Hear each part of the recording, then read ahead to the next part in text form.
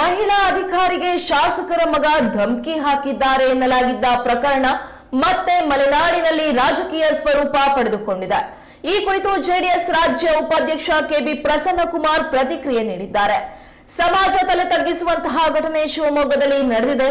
MLA ಮಕ್ಕಳು ಅಧಿಕಾರಿಯ ಮೇಲೆ ದರ್ಪ ಮೆರೆದಿದ್ದಾರೆ. ಮಾಧ್ಯಮದಲ್ಲಿ ಒತ್ತಡ ಬಂದ ನಂತರ ಮೂವರನ್ನ ಬಂಧಿಸಿದ್ದಾರೆ ಎಂದು ಪ್ರತಿಕ್ರಿಯೆ ನೀಡಿದರು. ಯಾರೋ ಟೈಪ್ ಮಾಡಿಕೊಟ್ಟ ಲೆಟರ್ ಅನ್ನ ಪೊಲೀಸರಿಗೆ ನೀಡಿ ಮಹಿಳಾ ಅಧಿಕಾರಿಯು ದೂರು ನೀಡಿದ್ದಾರೆ. ಸರ್ಕಾರಕ್ಕೆ ಹೆದರಿ ಅಧಿಕಾರಿಗಳು ಕೆಲಸ ಮಾಡ್ತಾ ಇದ್ದಾರೆ.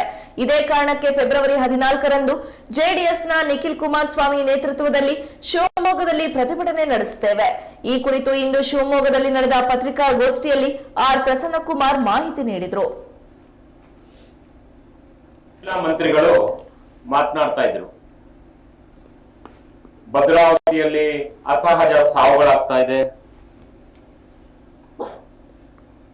ಜೂಜಾಟ ಇಸ್ಪೀಟು ನಡೀತಾ ಇದೆ,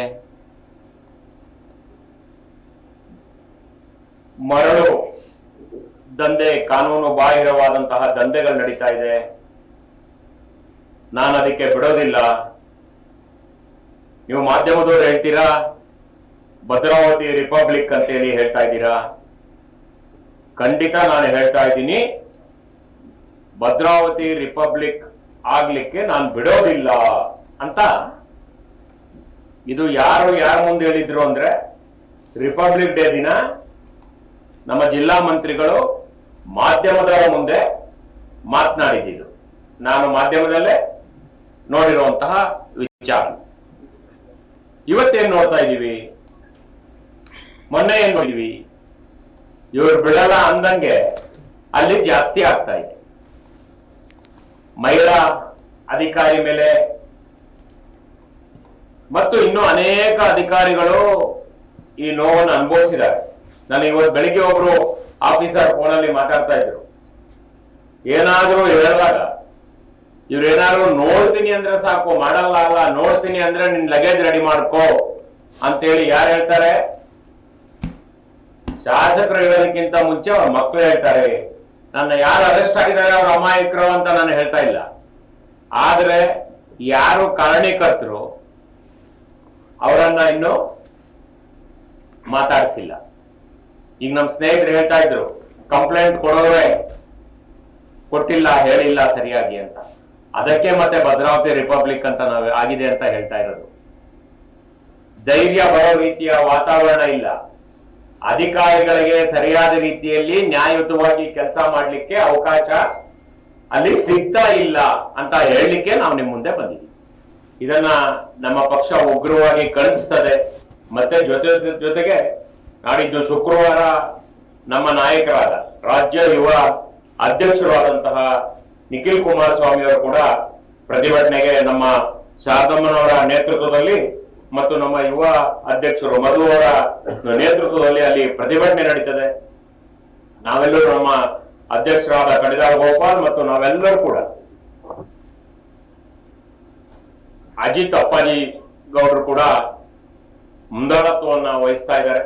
ಎಲ್ಲರೂ ಕೂಡ ಈ ಒಂದು ಪ್ರತಿಭಟನೆ ನಿಜಕ್ಕೂ ಹೇಳ್ಬೇಕಾದ್ರೆ ನಾನು ಮಾಧ್ಯಮದವರಿಗೆ ಧನ್ಯವಾದ ಹೇಳಬೇಕು. ಇದು ಬಂದು ಸೋಷಿಯಲ್ ಮೀಡಿಯಾದಲ್ಲಿ ಬರ್ತಾ ಇದ್ದಂಗೆ ಏನೇನೋ ಕೇಳಿಸ್ಕೋಬೇಕು, ನಾನೇನು ಹೇಳೋದ್ ಬೇಡ, ಎಲ್ಲ ನೀವು ಕೇಳಿಸ್ಕೊಂಡಿದ್ದೀವಿ.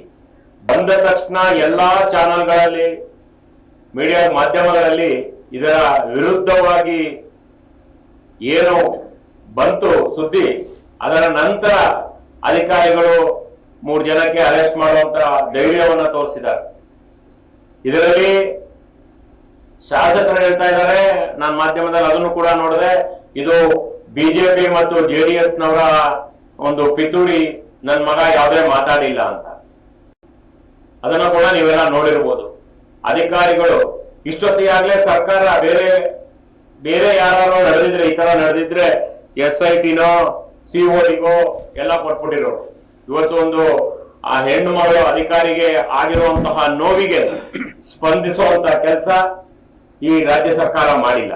ಆಡಿಯೋ ವಿಡಿಯೋ ರೆಕಾರ್ಡ್ ಆಗಿದೆ, ಅವರು ಕಂಪ್ಲೇಂಟ್ ಕೊಟ್ಟಿಲ್ಲ ಅಂತೇಳಿ ಅವರನ್ನ ಮಾತಾಡ್ಸಿಲ್ಲ ಅಂತ ಅನ್ಕೋತೀವಿ. ಅವರ ನಿಜವಾದ ತನಿಖೆ ಮಾಡಬೇಕು. ಅದಕ್ಕೋಸ್ಕರನೇ ನಾವು ಒತ್ತಾಯ ಮಾಡ್ಲಿಕ್ಕೆ ನಾಡಿದ್ದು ಶುಕ್ರವಾರ ಪ್ರತಿಭಟನೆ ಮಾಡ್ತೀವಿ. ಶಾಸಕರು ರಾಜೀನಾಮೆಯನ್ನ ಕೊಡಬೇಕು. ಈ ಒಂದು ಘಟನೆ ಏನಿದೆ ಇದು ತಲೆ ತಗ್ಗಿಸುವಂತ ಘಟನೆ. ಇಡೀ ನಾಗರಿಕ ಸಮಾಜ ತಲೆ ತಗ್ಗಿಸುವಂತಹ ವಾತಾವರಣವನ್ನ ನಿರ್ಮಾಣ ಮಾಡಿರುವಂತಹ ಶಾಸಕರು ಇದಕ್ಕೆ ರಾಜೀನಾಮೆಯನ್ನ ಹೊಣೆ ಹೊತ್ತು ರಾಜೀನಾಮೆಯನ್ನ ಕೊಡಬೇಕು. ನಾವು ಅದನ್ನ ಒತ್ತಾಯ ಮಾಡ್ತೀವಿ.